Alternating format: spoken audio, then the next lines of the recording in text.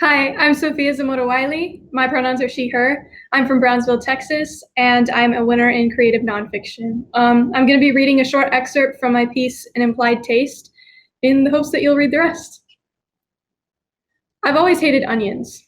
My dad passed this trait on to me, and it's such a deeply rooted hatred, I wouldn't be shocked if someone said it was genetic, ingrained in my DNA. When I was in high school, my dad once told me my teachers used to compliment me on my pipetting skills and my preciseness with tweezers. They said I could be a brain surgeon, and you know what I said? I shook my head, already laughing. I said it's from picking all the onions out of my mom's meatloaf growing up. My dad is a musician and I'm a writer, but we hold ourselves a little differently, knowing that in some other lifetime we could be neurosurgeons. In sixth grade, I was bullied so much in public school, my parents withdrew me to homeschool me. Neither of them could sacrifice their job to stay home and homeschool me, so I spent the days at my sister Camila's house doing homework.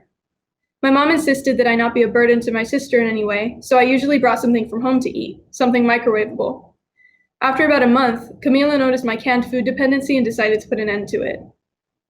Over the next few months, Camila made me watch her make lunch for herself and her 1-year-old daughter, and eventually I started helping, chopping, stirring, and slicing whatever she asked me to.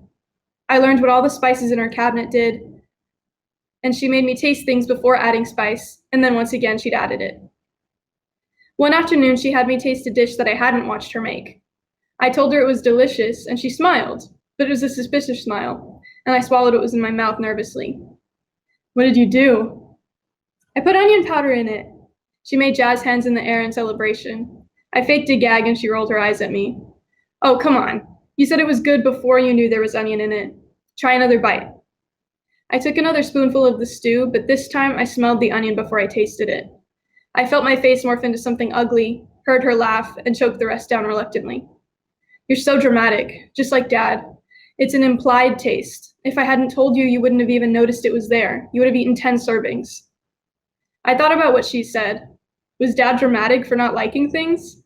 I'd always interpreted Dad's refusal to eat onions, his unwillingness to sacrifice his taste buds at a meal, as his way of maintaining his standards. And I'd always thought he taught his girls to do the same. Thank you.